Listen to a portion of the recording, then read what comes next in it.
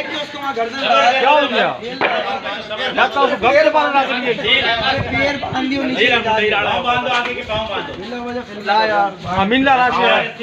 तेरे मामू दो पाँव बांध दो प्रेरा यार तो यार शाम पापा खाया वही था तो यार तेरा थोड़ा तेरा बाबा मैं कुछ नहीं बोलेगी आराम से पाइप साइड पे कर अहमद पाइप साइड पे कर शाम दे ऊपर को जंप कर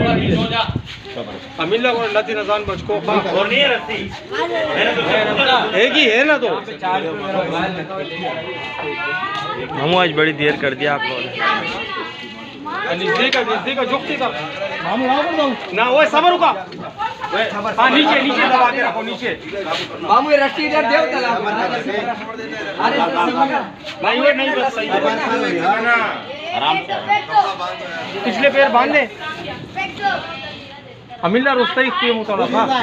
हटो हटो लक्ष्य यार छुरी लाओ छुरी उधर लगा मुंह उधर अरे छुरी निकाल बस 2 मिनट में काम है अबे इधर लगा मुंह इधर लगा सही है अब ऐसे पकड़ इसको बाबा सही है छुरी निकाल अब दबा के रख इसको यहाँ पे दबा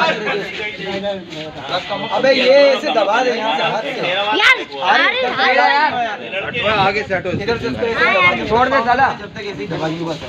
कहीं नहीं जाएगा बाबा आराम से कहीं नहीं जाता ये बेचारा ये दीवार पे लाते मार मार